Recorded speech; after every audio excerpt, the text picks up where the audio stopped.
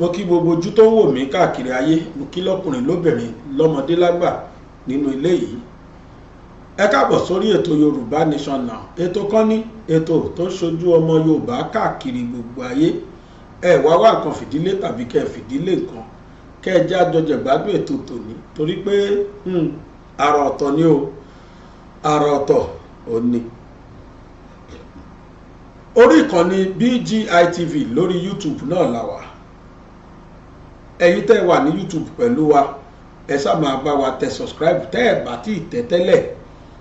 Bàbá Gbàgede Ìmọ̀ TV òun náà ní YouTube channel wa. Bẹ́ẹ̀ bá ti wá tẹ̀ tán, ẹ wo ibi tí wọ́n fi àmì aago sí kẹ́ ẹ tẹ̀ ẹ́. Ẹ bá ti tẹ̀ ẹ́ rí ibi tí wọ́n kọ all sí ẹ tẹ̀. Ìtumọ̀ ẹ̀ ni pé gbogbo ìgbà tá bá ti ń ṣe ètò kan sí orí ìkànnì yìí, ó wù yín kẹ́ ẹ máa wò, wọ́n á sì máa gbé alámì wá fún yín. Ẹ̀yin tẹ́ wà lórí Facebook, ẹ kú wíwò wá o, live and direct. A wà lórí Gbàgede Ìmọ̀ with Aláwìyé Adébáyọ̀. Ẹ bá wa tẹ follow ńbẹ̀ náà, fẹ́yìn tẹ́ bá ti tẹ̀ tẹ́lẹ̀. Ẹ̀yin tẹ́ wà lórí Instagram ńkọ́, a wà lórí Gbàgede Ìmọ̀ _22. Ẹ follow wa ńbẹ̀ náà. Ẹ ṣáà wo ibi tó kọ follow sí kẹ́ ẹ tẹ̀lé wa. Óyá, ẹ ké sálára, ẹ ké sájèrò, ẹ ké sọ́wọ́ ọ̀rọ̀gùn ilé àga wípé ètò Yorubanation Now tó ti gorí igbá o lórí BGI TV Bàbá Gbàgede Ìmọ̀ àti àwọn ìkànnì tó kù tẹ̀ tí wò wá, Facebook, Instagram. Óyá, lóní pẹrẹwu ẹ̀já bẹ̀rẹ̀ ètò. Tó ìkọ̀kan ṣẹlẹ̀ o tí ò tí ì yé wa o. Kí ló ṣẹlẹ̀? A fẹ́ ta Nàìjíríà ni. Búbù wọ́n ti ṣetán láti ta Nàìjíríà. Wọ́n bá ti wá tà tán, wọ́n láwọn á pín owó ẹ̀ fún gbogbo àwọn ọmọ Nàìjíríà pé a kú oríire pé ajẹ̀bùn ńláńlá pàwọn jẹ́ pírẹsidẹ́ǹtì o. Wọ́n ti ní gbogbo nǹkan yẹn làwọn fẹ́ tà. Ministry of Budget, Commerce and Industry kí náà pè, wọ́n ti fi léde pé gbogbo àwọn nǹkan ní Nàìjíríà o àwọn fẹ́ tà tán pátá. Ibì kan wá tí wọn ò kà mọ́ tó ń ya ẹ̀mí lẹ́nu. Mo retí kán lọ́ fẹ́ ta Aso Rock, kán lọ́ fẹ́ ta Nàìjíríà Army, kán lọ́ fẹ́ ta Nigeria Police, kán ní wọ́n fẹ́ ta Air Force, wọ́n fẹ́ ta Navy. Wọ́n bá ti tà yẹn náà ó gbọ́ kò sí kò sọ̀rọ̀ mọ́. Ẹ bá gbogbo àwọn olórí wa Nàìjíríà kọ́ máa bọ̀ á lọ́rọ̀. Ẹ bá gbogbo ọmọ Yorùbá pátá tó pé rẹ̀ ní Yorùbá, gbogbo àwọn tí wọ́n ń takù wa, ẹ ṣáàbà pé wọ́n kan wá jókòó. At last our fear is now coming true. In tá ń bẹ̀rù pé kó má ṣẹlẹ̀, ó ti ń ṣẹlẹ̀ báyìí. Àfi àkọ́ Yorùbá ẹ máa kú oríire o. Ṣé ẹ gbọ́pọ́ tí ń ta nǹkan ní National Theatre lọ, Tafawa Balewa Square lọ, Muritala Muhammed Airport, only international airport tó wà nílùú Yorùbá òun náà lọ. Ẹfẹ́ ẹ̀kọ́ gbogbo mi, gbogbo wọ́ọ̀f àpapá nǹkan gbogbo ẹ̀ ìṣègò. Tẹ́ bá sọ pé ẹ fẹ́ gba Yorubanation, èyí tó wá kù tó fẹ́ jẹ́ asset ilẹ̀ Yorùbá a máa wò. Àwùjọ ògùn fi bẹ́ẹ̀ ní nǹkan kan yàtọ̀ fáwọn power plant tí wọ́n gbé lọ bẹ̀, ṣìróró hydropower nǹkan tó gbé lọ nìkan náà ni wọ́n sì ti láwọn máa ta àwọn yẹn náà.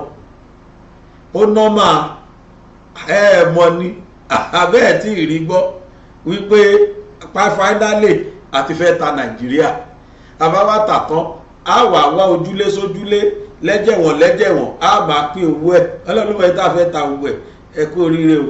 Ẹ bá wa yọ̀ o, ẹ bá wa jó, ẹ bá wa yọ̀. Gẹ́gẹ́gẹ́ a ti fẹ́ ta Nàìjíríà. Gẹ́gẹ́gẹ́ rí, ó yẹ ká gbàlù gan ká máa jó. Ẹ kú oríire gbogbo èèyàn ọmọ Nàìjíríà lọ́tùn lósì. Ṣẹ́ẹ̀tì ẹ̀rí Yorùbá ló ṣoríire jù. Ṣé báwa la lásẹ̀tì tó pọ̀ jù? Àwa ní kíní yẹn máa bà jù tẹ́ bá mọ̀. ṣàdédé ni mo sùn o ni mo bá ń gbọ́ pé wọ́n ti fẹ́ ta gbogbo asset ta ní o. Wọ́n ní concession federal government unveiled preferred bidders to Lagos Abuja Kano airport nìyẹn. Oríṣi wọ́n mú ní kọ̀ọ̀kan ni anything tó jọmọ́ film Nigerian board of censors and kìíní kan wọ́n máa ta national theatre máa wọ́n rí gbogbo ẹ̀ náà ni máa bá wa kà gbogbo tán fẹ́ tà yìí. Ẹ̀yin tẹ́ ẹ jó lóṣèlú wa nílẹ̀ Yorùbá ṣé ẹ̀ẹ́dẹ̀ lajú yín lẹ̀ ṣá ẹ jẹ́ kí lè ṣe é ṣe ẹ lajúlẹ̀ ẹ jẹ́ kó possible. Gbogbo àwọn hydro gbogbo tó jọmọ́ power tó supply iná tẹ́lẹ̀tẹ́lẹ̀ wọn kọ́ ta kan power odi àbí kí náà pè wọ́n tà wọ́n yẹn àwọn disco àwọn kìíní kan àwọn yẹn rà kiri àti ìrìnà lò. Àwọn tó wá generate iná yẹn gangan nísìn distribution náà kọ́kọ́ tà now àwọn tó wá generate iná yẹn gangan sìn àwọn electricity kìíní wọn náà wá fẹ́ tà pẹ̀pẹ̀tẹ̀ báyìí. Ẹ̀rí bá aṣọ oríire gbogbo river basin wọ́n á tà dànù. Wọ́n ní pẹ́pẹ́sẹ́ wọ́n ní àwọn ní budget deficit torí pé budget deficit náà ṣe fẹ́ tà àti gbogbo gbèsè tá a jẹ ṣé wàá mẹ́ni fẹ́ràn tó pọ̀ jù China àti America ni.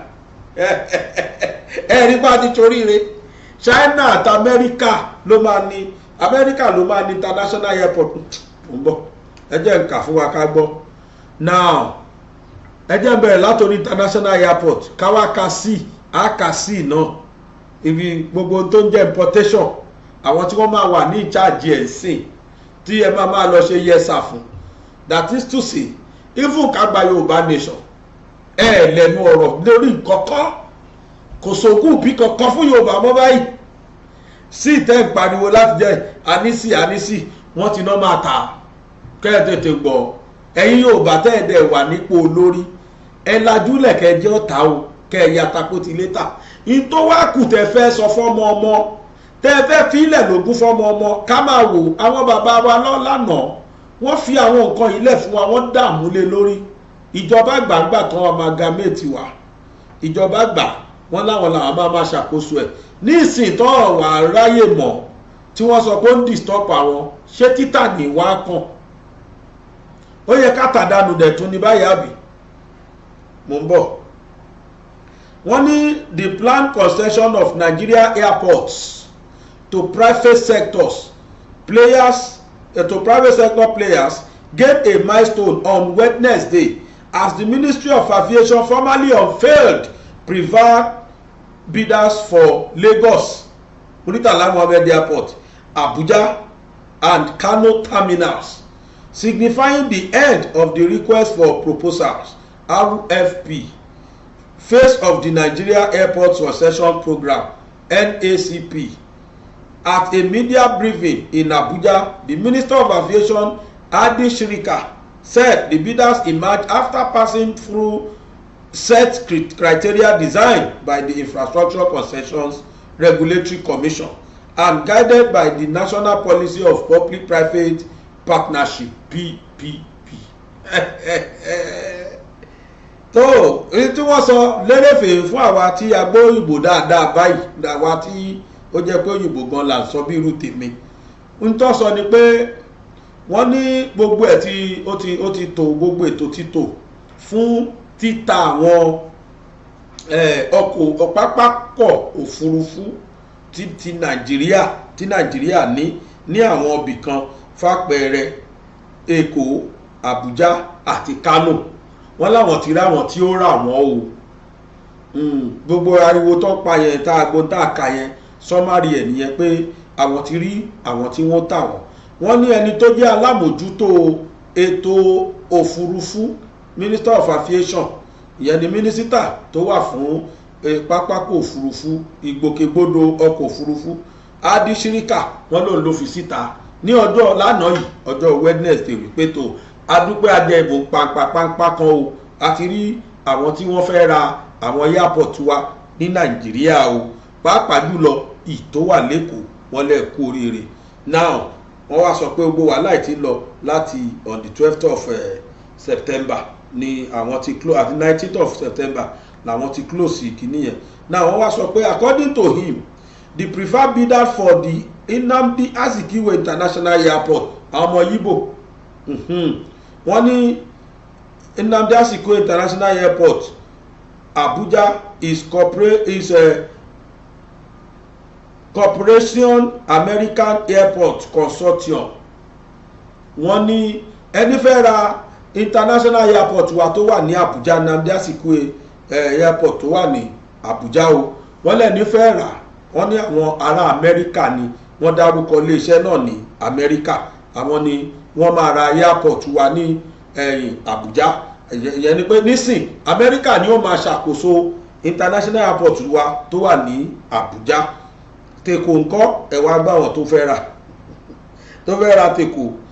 Wọ́n ní also the preferred bidder for Muritala Muhammed International Airport, ìyẹn ni pé airport Èkó ẹni fẹ́ rà ní Tafnaco Project Planet Limited PPL Consortium and Sivas Changi Consortium has also been selected as the reserve bidder.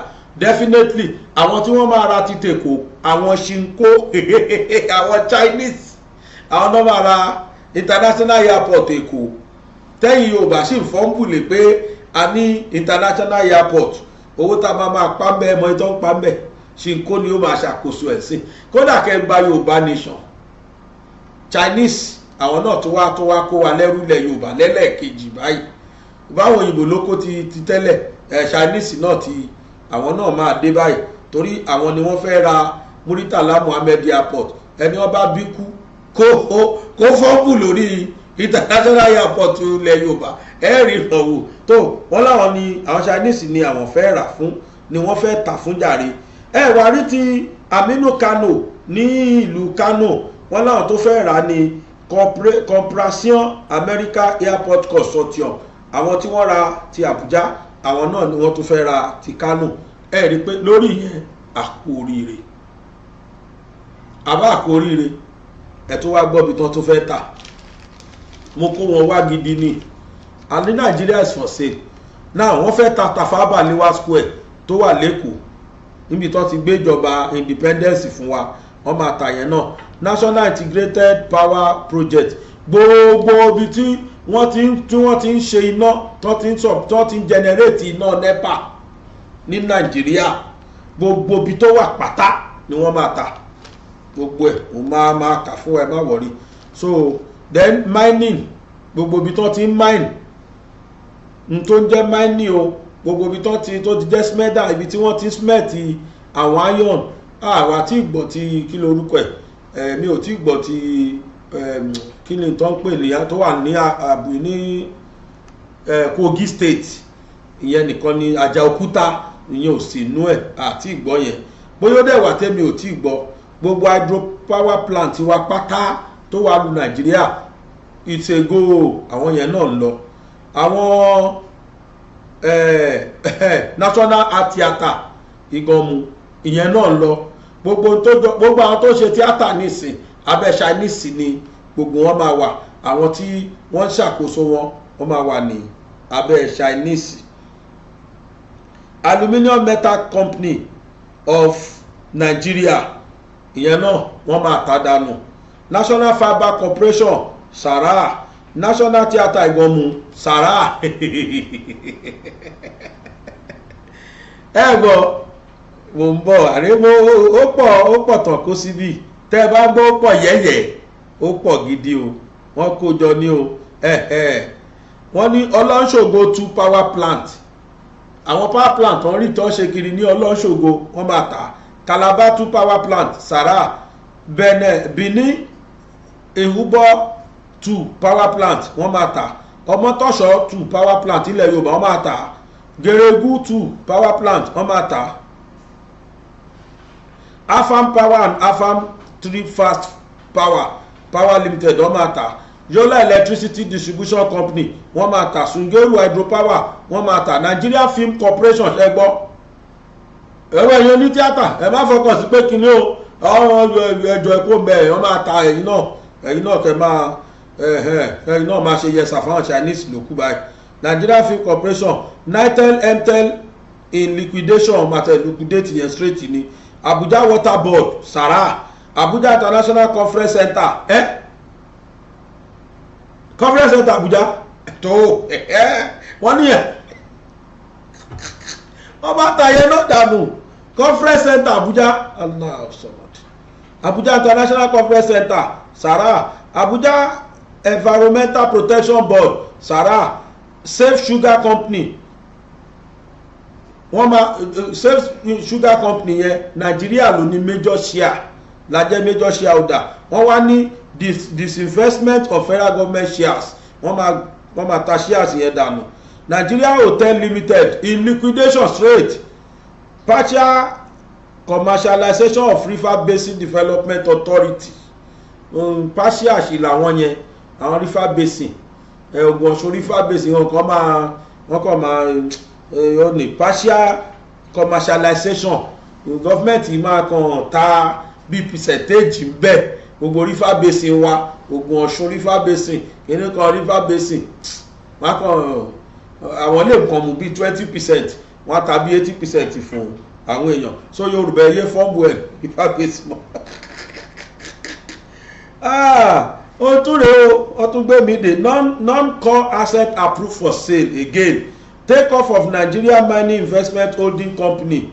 Wọ́n máa tà yẹn náà. Royal Swaggy Sugar Company Sara, sales of non-core asset of Delta Steel Company BAM, establishment of passport application support center Sara, Makurdi hydro power plant ìyẹn náà lọ. Hydro power plant asset for concessions. Hydropower kan rí 700 megawatts. Oguma hydro power plant wọ́n tà. Onitsha hydro power plant 441 megawatts wọ́n máa tà. Dasin Hausa ṣe rí bí bá ní kí n máa ka ilé àṣù. Fúlàní ṣe tiwọn à ń pariwo àbí ẹ ti rí reason sìn tó fi jẹ́ pé gbogbo nǹkan tó bá máa jẹ́ asset tó máa ṣe sí Nàìjíríà ó gbọ́dọ̀ dé kí náà pé Niger Republic. Ṣé lóòótọ́ ni Fúlàní náà tàn mọ́ Nàìjíríà? Rárá, wọ́n ti fira wọn hàn o, wọ́n ti fi hàn wá rílì pé òótọ́ ọ̀rọ̀ ni. Ìyàwó Àbáṣà ṣe ti gbọ́ yunifásitì tó lọ dálẹ̀ sí Niger kò ṣe dálẹ̀ sí Nàìjíríà. Oníkálùkù wọn lọ dá sẹ́tìlẹ̀ sí kọ́ńtì wọn, wọ́n yá lo Nàìjíríà as stepping stone. Ètí wọn ẹ̀yin Yorùbá yín tó ti Nàìjíríà generally ò kọ èmi bẹ́ẹ̀ tó kọ èmi ni Yorùbá ti wá asẹ́ẹ̀tì ti wá yìí tí wọ́n tún fẹ́ tà. Tẹ̀yin olórí wa èyí tẹ́ ẹ jẹ́ ọ̀gá lẹ̀ Yorùbá tẹ́ ẹ jó lóṣèlú tẹ́ ẹ wà nípò tẹ̀yin náà sọ́pọ́tì tẹ́ ẹ panu mọ́. Ta ló bá wọn yáwó? Níbo ni wọ́n ná owó tán yá sí? Education wa lórí bó ṣe rí sórí ẹ̀nà náà sí. Iná láàrin tán yìí ní 62 years of age 62 years of age iná láàrin náà láàrin lóyìí àbí bẹ́ẹ̀ kọ́? Omi ó ti di nǹkan gbàgbé pátápátá. No good motorable road. Níbo ni wọ́n ná owó tí wọ́n yá sí ló di gbèsè yìí o? Gbogbo nǹkan ni wa ní wá fẹ́ tà lójú ayé wa yìí. Àwọn ọmọ wa tó ń bọ̀ kí ni kán ṣe? Nígbà tó di international airport ò bá tó ṣe tiwa mọ́, tá a lè fọ́nbù lórí omi mọ́, ọ̀nà méjì tówó tí wọlé tó ga jù nìyẹn. Ó dáa bí àwọn kan bá ra sí ìwà nísìn, ṣẹ̀bẹ́nu kan máa bá àti ṣípù tó bá wọ̀n síbẹ̀ ni kọ́ dẹ̀ máa fi jí wa lépo kó lọ. Kọ́ máa wọ̀ lú wa, kọ́ máa wá wọn àlùmọ́nì tó wù wọ́n, kọ́ máa jí kó lọ. Nígbàtí airport ò bá ṣe tiwa mọ́ tẹ́lẹ̀tẹ́lẹ̀, ìtìjú ló jẹ́ pé a ò ní national carrier kankan, no Nigeria Airways látàyé Ọbásanjọ́. Ìyẹn náà lukudéètì ẹ̀ ó ta dànù ni. Ọ̀pẹ́lọpẹ́ àwọn olówó kọ̀ọ̀kan tó jọmọ Nàìjíríà ni wọ́n ní private jet tí wọ́n fi ṣe commercial. táwọn náà gbélẹ̀ tó nágbá tó náwó láfi lè sọ pé ọmọ Nàìjíríà náà ní airport àbí a ní airline. nísìn a ní kankan mọ́ báyìí. Nàìjíríà ó fẹ́ lè má lè fọ́nbù pé asset tóun nírè nígbà tí wọ́n bá ta gbogbo ẹ̀tàn sí tẹ́yìn tẹ́ẹ̀jọ́ lórí ó sọ̀rọ̀ tẹ́yìn tá a mọ̀ lórí wa tẹ́ẹ̀kọ̀ tẹ́ẹ̀ sọ̀rọ̀ nísìn National Theatre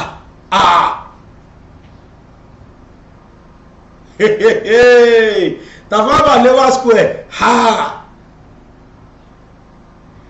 international airport Nàìjíríà tó ilẹ̀ Yorùbá kí ló wá kù kí la fẹ́ resign lè lórí kí la fẹ́ padà dé bá kí la fẹ́ fọ́nbù lè lórí báyìí kí la fẹ́ sọ pa ní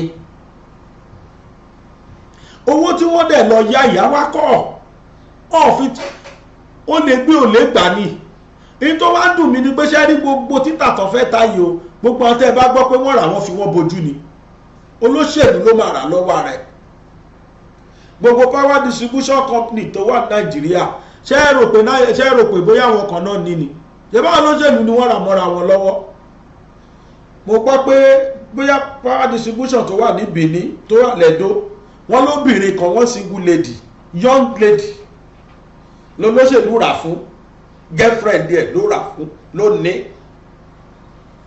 àwọn yẹn wá ṣe tó wọ́n fún wa náà 2 minutes wọ́n gbé 200,000 wá a lò náà 10 minutes wọ́n gbé 10,000 wá fún wa wọ́n pè ní crazy bills ẹjọ́ sà ṣé ká máa bá lọ bá ṣé kí ìlú yìí tó ń dá sí ní ààbò rẹ̀yìn sí nígbàtí wọ́n dẹ̀ yáwó owó yìí China à ń pariwo tó ń gbà náà ó rè China àti America ló fẹ́ ní Nàìjíríà lọ́wọ́lọ́wọ́ yìí because 90% ní tó fẹ́ tà America and China ló máa rà mọ́ wọn lọ́wọ́ wọn ò dẹ̀ tún tijú láti sọ síta fún wa wípé àwọn ti rí bidders fún àwọn asset wa ṣáwọn ò gbọ́dọ̀ develop asset ni must we be selling them as ọmọ nítọ̀kùnà akótilétà ṣé akótilétà la fẹ́ yà nílùú yìí akótilétà la fẹ́ yà nílùú tá a wà yìí already ìwà akótilétà ni wọ́n ń hù fún wa ẹ̀yin Yorùbá ẹ̀dẹ̀ panumọ́ ẹ̀ ń wò ẹ̀yin àgbàlagbà lẹ̀ Yorùbá ẹ̀ lè sọ̀rọ̀ ó rèé o èmi ò mọ tó fi àwọn owó tó yá yẹn ṣe ju wípé wọ́n lọ yá lóòótọ́ ṣùgbọ́n wọ́n tún jí kó mọ́ra wọn lọ wọ́n tún dá padà sókè òkun nínú personal account tara wọn wọ́n wá fi pèsè yẹn lẹ̀ sí wa lọ́rùn kí ni wọ́n fẹ́ fi sọ ju pé kí wọ́n ta gbogbo nǹkan ní ó sì kú o a sì lò dóògùn ẹ wá tó dóògùn àti orí bíríìjì o ẹ ta Cocoa House nìbàdàn kí ló tún kù ẹ ta UI ẹ máa bọ̀ láàárọ̀ táwọn tí wèrè tó wà bẹ̀ ẹ wá táwọn asset ṣípù tẹ́lẹ̀ táwọn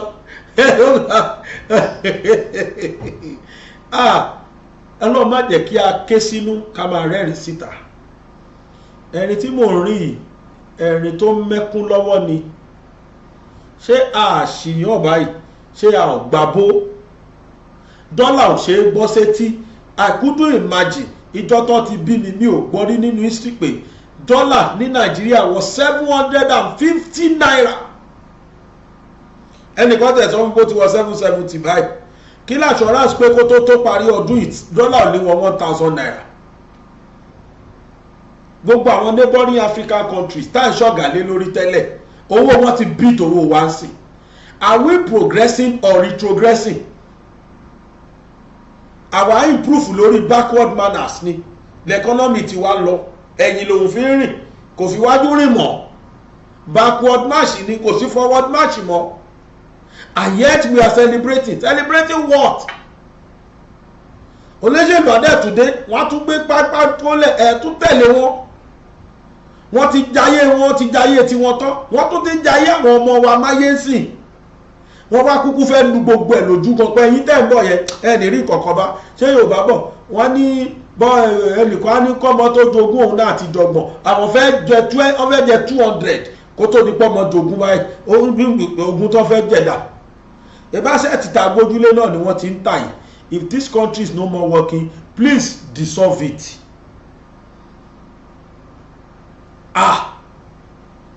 Ẹjọ́ kìíní àná tí wọ́n sọ pé gbogbo waterways ti federal government ni ṣé níbi tán bá yọ sí wa. Ọlọ́run o àfikọ́ lọ ṣàánú wa. Bẹ́ẹ̀ àwọn olóye wọ́n dẹ̀ rí kíní yìí o. Àwọn olóye rí àgbàmọ́ gbọ́ ni ọmọkùnrin tí wọ́n fi jẹ gọ́fún tó fi jẹ ọba ní Kánò tán dìtrone yẹn kí lẹ̀ṣẹ̀ tó ṣẹ̀ wọ́n ló ń sọ̀rọ̀ síjọba náà ṣe dìtrone ẹ̀. Ara àwọn nǹkan tí màá yẹn wá sọ ń gbà yẹn torí pé ó ti ṣe central bank governor rí orí n tó wà nílùú orí n tó ń ṣe nílùú yìí ó mọ̀ ó fojú ara ẹ̀ rí ó dẹ̀ ń ké tọ́tọ́tọ́tọ́ pé we are sitting on a keg of gunpowder ó ti ẹlẹ̀ báyìí ó ti explode lọ. I couldn't imagine mi ò gbọ́ rí kí China láwọn fẹ́ ta asset àwọn kan they would rather improve on it. Tiwa rèé o we want to auction them out. Àwọn Ọbásanjọ́ set àwọn ṣe tí wọ́n kọjá is affecting us àti bọ̀nú ẹ̀ látijọ́ tí wọ́n ti auction NEPA látijọ́ náà nínú ọwọ́ ti stable mọ́ till now aráàlú ló ń jìyà àwọn tí wọ́n tà fún jọrọ̀ gbogbo gbà they smiles to the bank always.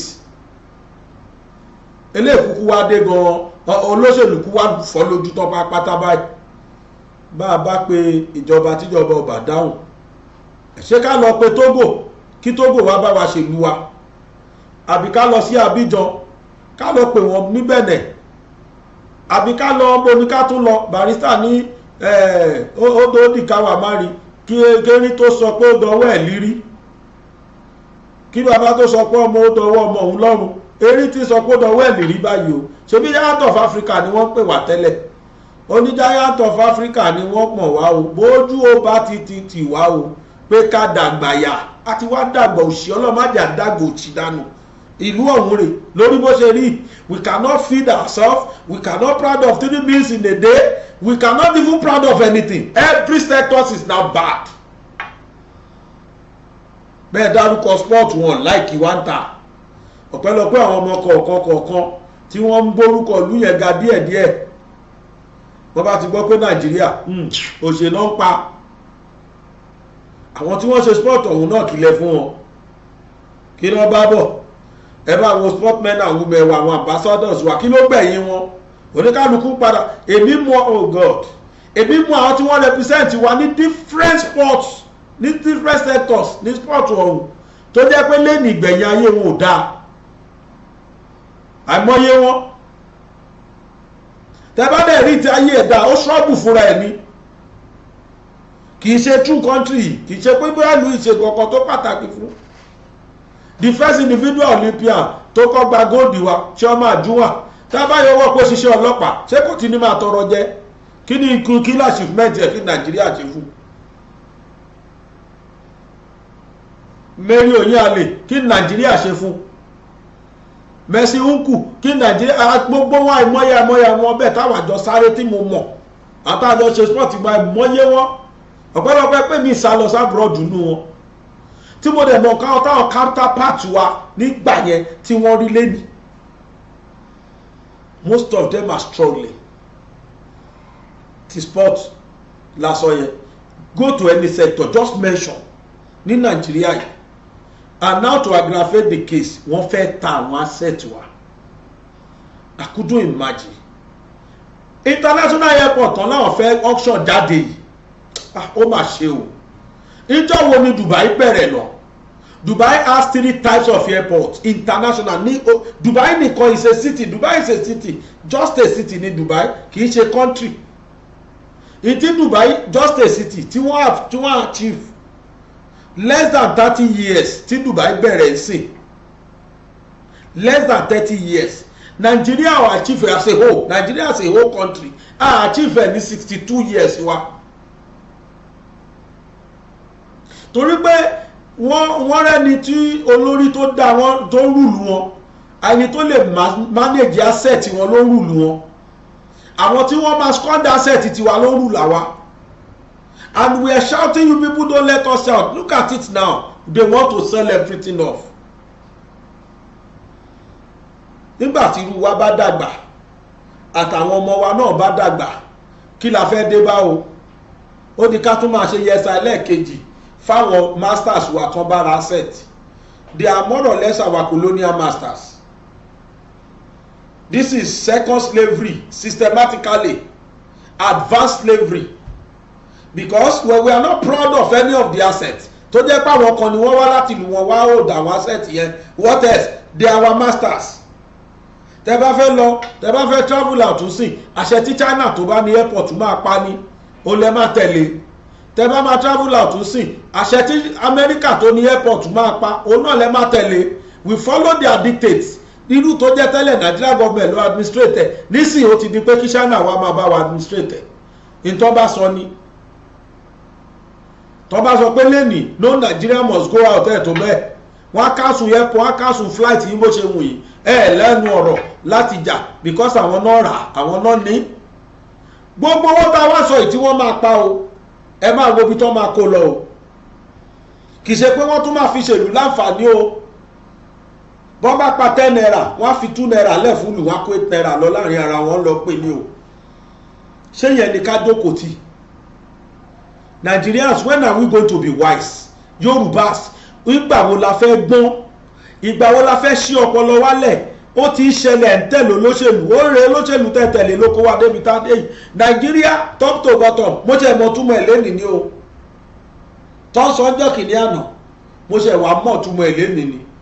Top to bottom náà rèé kí wa lóòótọ́ wọn parọ́. God bless the day they come to campaign. Campaign wọn sì ó ti ṣẹlẹ̀.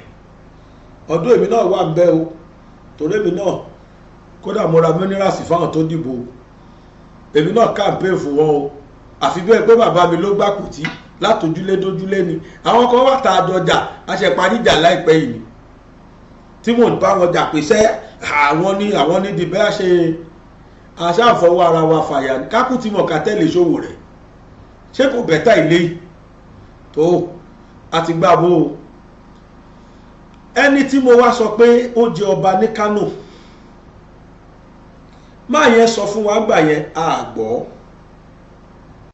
ṣé mọ̀ pé ẹni tó bá wà ní system ló máa mọ kí ló ń ṣẹlẹ̀. Lára àwọn nǹkan tí máa yẹn sọ gbà yẹn lára àwọn prediction tí máa yẹn predict ẹgbọ́ kan nínú ẹ̀ ní tó sọ gbà yẹn ó padà ṣẹlẹ̀ sí i. Àwọn tí wọ́n mọ economy dáadáa ní ìgbà yẹn tí economy wa ti bẹ̀rẹ̀ sí ní rí tó ti bẹ̀rẹ̀ sí ní problem wọ́n ń kégbe ńgbà yẹn pé in the next year by year 2000 by year 2001 Nigeria is going to have problem aṣọ òótọ́ ni bẹ́ẹ̀ torí pé ìlú ń dùn gbà yẹn tẹ̀tí sí nǹkan sọ ó ti padà ṣẹlẹ̀ ọlọ́mọ ni wá lára o. Kékeré ni tó ti ṣẹlẹ̀ ta ti ń gbọ́ tẹ́lẹ̀ ṣẹ́rí ti sìn tó bá lè ta gbogbo àwọn asẹ́ẹ̀tì yẹn pẹ́ àfi kéèyàn sá lọ. Ẹgbọ́n tí bàbá yẹn sọ kí ni wọ́n ń porúkọ ẹ̀ former governor former ọba ní ìlú Kánò ẹgbọ́n tó wí mò ń bọ̀. I think we are leaving our children behind. A mountain of debt. Every generation wants to leave a legacy so that our children and grandchildren will be praying for us and asking God to have mercy on us, not cursing us. You leave them with a mountain of debt. You have not educated them. Money that should go, money that we should put into their education, into their health care, even assuming this fuel subsidy is all genuine, we have taken that money to give ourselves cheap petrol. That is what we are borrowing to enjoy cheap petrol today so that our children will pay that debt. when we have not invested the money in the education and prepared them to earn and service the debt. And even though we recognize there's a problem, what are we saying? We'll continue paying until June. No plans. We have no plans for changing. Yeah, we see the problem, but we are going to continue.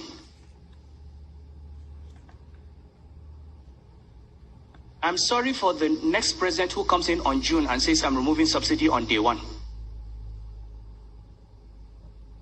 I'm sorry for it. I don't know what kind of political stability you're going to have. We have not even started retracing our steps, closing this gap in exchange rates, closing the gap in these inflated subsidies, reducing the subsidy payments. We're going to pile up while we are spending 108% of our revenue on debt service. How are we? Look, countries cry when they're spending 30% of their revenue on debt service. Today, the Caribbean, they're crying. 35%, they're crying. We are spending 100%. We're all laughing. We're having parties. If we don't fix this, we're going to have our children curse us to eternity. So, what do we do with the states? First is to recognize that NMPC is not a cash cow, it's a money pit. Just unbundle it, disband it, continue to implement the PIB properly, and turn them into a properly commercial. And when I say implement, it is not just to set up companies and leave the same people and the same processes and the same system, but with a different name. Means properly implement that act. And then let them pay royalty and taxes. We need to have successful TSA implementation. And here, Kaduna has shown leadership. This is research by budget. This Kaduna is the only state to have met the World Bank State Fiscal Transparency, Accountability, and sensitivity scoring criteria for 2 years in a row. And this includes running a functional TSA that covers more than 80% of revenues. But more generally, I think states need to free themselves of federal dominance. You have to free yourselves of relying on the federal government. Just assume that you're not going to get help from the center. Okay? Build your infrastructure. As the Kaduna State Governor said, build your own power supply. Attract your own investors. Educate your children. Create your own jobs. And we're hoping that investors will continue looking below the radar. I gave the example of Lagos and how well it's done. Kaduna is following that path. The state governments need to continue competing so that people look beyond the macro and know that below the radar there are subnationals that are doing the right thing. And we have to tell that story. As Vice Chair of Kadipa, I'm proud to be associated with Kadipa. And I'm proud to speak about Kaduna anywhere I go. Because even as a Nigerian, I do not want to bring anybody who will be embarrassed. If I see somebody who says he's thinking of something, I say, come to Kaduna. Or come to Lagos. You go somewhere where you have a story that you're not going to regret. And I think every state needs to start taking that up, and that is the only way we're going to give development to the people. We can no longer rely on the center. So I said I would give you numbers. I would let you draw your own conclusions. I have mine. I have been saying them before, but I'm not going to repeat them now. But we can see where from the fiscal side and the monetary side, the challenges that we have, and the decisions that will be taken to correct are going to be very painful decisions. So let me first of all, please request our politicians. You must prepare the minds of Nigerians for difficult decisions.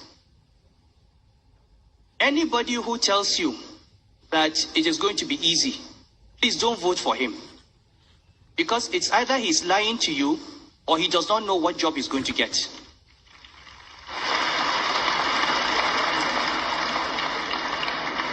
You cannot with this level of debt service, with this level of collapse in revenue, with this level of poverty, you cannot. And you have to take corrective decisions.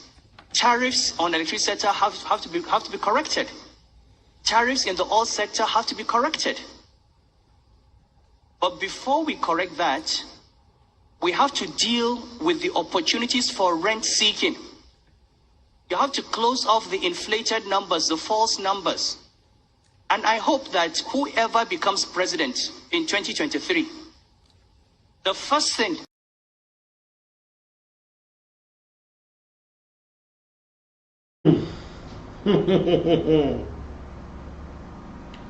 arákùnrin pariwo a ò gbọ́, ó ti ṣe fídíò yìí nísìn á ti máa lọ bí ọdún méjì sọ́dún kan àbọ̀. Ṣé kò kú mọ̀ pé ó mọ̀ torí is a professional. Sanusi Lamido Sanusi nìyẹn, former central bank governor. Tó bá sọ pé àwọn tó mọ̀ ń pa economy, tó mọ̀ báwo ni economy ṣe ń rìn, ṣó improve ni àbí ó retrogress, ṣó progress ni àbí in a retrogressive way ló fi ń rìn. Wọ́n mọ̀ wá sọ fún wa, wọ́n ń pariwo ń gbà yẹn, we don't listen. Look at even 2023 ò tí dé, òun rèé o, à ń yá owó, debt service wa ń gbà yẹn 100%, ṣẹ́gbọ́n tó sọ 100% of our revenue la fi ń ṣe debt service ní ìgbà náà till now. Ó tiẹ̀ tó wá di pé àwa lè meet up mọ́ 100% yẹn kò tó wá ká mọ́. We now resolve in selling all assets just to be at par in the budget. Kí ló kù? God, Ọlọ́run nìkan ló lè ṣàánú wa. Tá bá wá ń pariwo tá ń sọ, ṣé bóun ló padà lọ lẹ rí díẹ̀ yìí. Ṣé ẹ̀yin ará bí torí ìfẹ́ àti pátì kan náà tẹ́jọ wà? Will you people refuse to talk? Bẹ́ẹ̀ bá máa ta gbogbo asset Nàìjíríà ni ẹ má ta. Ẹ má fọ ọkàn tí wà lẹ̀ Yorùbá o. A lè ṣe. Àwọn tó wà nípò lè sọ̀rọ̀. You can tell bubu pé no, gbogbo asset ní kẹta tí Igbo bá gbà ìláyè ẹ̀ta tiwọn. But in tó wà nílẹ̀ tiwa, no, àgbà. Lóòótọ́ owó federal government náà fi kọ́ international airport, ẹ̀tọ́ Ọlọ́run ló fún wa ní sí. Gbogbo síta nínú Èkó Ọlọ́run ló fún wa. Gọ́fìmẹ̀ntì kọ̀ọ̀kan ló kọ́, Ọlọ́run ló kọ́. Pápátá gọ́fìmẹ̀ntì ní investment lé lórí, ẹgbẹ́ investment yìí ẹ fòmí wálẹ̀ fún wa. Airport wa bó bá ní ẹ̀yìn agreement tó yẹ ká jọ ṣe lórí ilẹ̀ wa, bẹ́ẹ̀ kí China wá kó máa wá ra airport mọ́ wa lórí, kó wá jẹ́ under China la máa wà lẹ́kọ̀ọ́ nílẹ̀ Yorùbá. Ẹ̀yin olórí wa ẹ̀dẹ̀ gbarú ẹ̀ láyé ṣá, kó wá dípa afẹ́ lọ lóyìnbó, afẹ́ travel out, afẹ́ ṣe kankan, kó jẹ́ a máa tún gbàṣẹ yẹsà ṣínkó ní ẹ máa sọ fún wa pé ìrúnà sí náà ti kó káà náà ní yẹsà nílùú wa. Ó dá ká nírònú o, ó dá kẹ́yìn olórí wa dìde, ó dá kẹ́yìn ọba wa sọ̀rọ̀ o. Ṣé rí gbogbo tá a ti sọ látijọ́ ìtẹ́ ẹ̀kọ́ tẹ́ sọ̀rọ̀ eléyìí tún kọ́ ẹ̀ tún panumọ́ náà. Ẹ jẹ́ kí wọ́n sojú yíyàn wá mẹ́bọ. In tó kù ta fẹ́ dókò tí ò yé mi, ogún òbí tó kù dà. Anyways, mo ti tún sọ o, ẹ wá torí Olúmọ l'Ábẹ́òkúta, ẹ wá ta kòkó àsì Ìbàdàn, ẹ má bọ̀ kẹ́ wá gbé odò Ògùn kẹta yẹn náà. Ọlọ́ṣẹ́ odò Ògùn bíríìjì méjì ló wà ńbẹ̀, ọ̀tún àtòsì. Àwọn Chinese lè ra yẹn náà, wọ́n á dẹ̀ máa pẹja ńbẹ̀. wọ́n lè rálẹ̀ gbà pàápàá àti kí wọ́n tún máa ń jẹ alágbà pọ̀ bẹ́ẹ̀ bàjẹ́ wọn a máa rí yẹn náà pa ẹ̀ta o ẹ wá torí Olúmọ kí wọ́n tún lè ta l'Ogun State ó pọ̀ o ẹ máa bọ̀ ẹ wá ta gbogbo ẹ̀ kákú mọ̀ pé àwọn Yorùbá àwọn àgbàlagbà wa ìtàn ò ní gbàgbé wọn láíláí kódà àwọn tí wọn ò kàwé nígbà tó yìnbó dé tó fẹ́ gba sẹ́ẹ̀tì wa lọ́wọ́ wa wọ́n dìde ṣé ìrántí ogun àdùbí ni kí ló fà á ṣe bí lára àwọn tí wọ́n oppose ni pé láíláí ẹ lè sọ wá dẹrú lára wọn ni pẹ̀lú àìkàwé àwọn bàbá yẹn wọ́n ṣe the right thing bó tiẹ̀ ti hàn kó jẹ́ pé ìbọn tó yìnbó nígbà náà ó ju tiwa lọ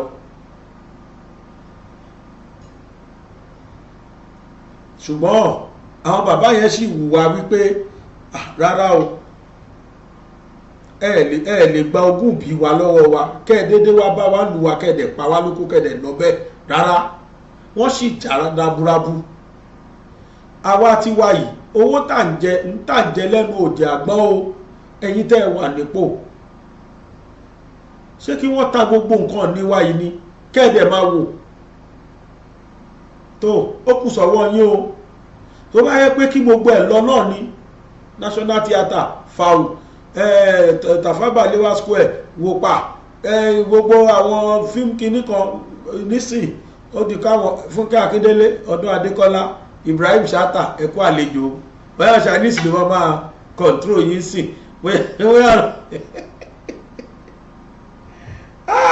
ọlọ́wọ́ àti gbàbó gidi tààrà wọ́n bá dẹ̀ ta ọ̀run yabọ̀ ni kì í ṣẹ́jú ẹnìkan o Yorùbá níbílẹ̀ yóò wọ̀ ṣe bá lọlẹ̀ míì tuntun bó jẹ́ Benin Republic kémi yá kó lọ àtẹ̀bí mi kálá máa gbádùn wa mẹ́ torí tó ń ṣẹlẹ̀ nílẹ̀ Yorùbá yìí kò fẹ́ yé èmi mọ́ rárá ẹ wo wàhálà táwọn èèyàn ṣe ẹ wo dààmú táwọn èèyàn ń dà lórí pé káṣá gbòmìnira tára bí ìwà sọ pé tó kù ni pé ṣẹ́ẹ̀tì ẹ̀rà sẹ́ẹ̀tì tẹ gbójúlé yẹn àwọn máa tà dànù ni tẹ̀yìn àgbàlagbà Yorùbá náà dẹ̀ panumọ́ tẹ̀ ń wò ọ̀dà I rest my case till adjudication day ṣe gbọ́ nǹkan tí bàbá yẹn sọ gbọ́ tí Sanusi sọ máa yẹn ó analyse àwọn yẹn they are experts professor ni wọ́n jẹ́ nínú economics àwọn mọ kí ló ń ṣẹlẹ̀ sílùú ẹgbọ́n ó sọ ọ̀rọ̀ kan bẹ́ẹ̀ onítẹ̀bárẹ́ olóṣèlú kan tó bá dé tó wá kàǹpé fún yín tó sọ pé tó ń bá dé bẹ́ẹ̀ báyìí ó máa rọrùn ó lè má dìbò fún ó ní nǹkan méjì ló ṣẹlẹ̀ sí ó ní ìdà kò jẹ́ kó wá tọ̀yìn tàbí kó má mọ irú iṣẹ́ tóun fẹ́ gbà kó má wo báwo ló ṣe bàjẹ́ tó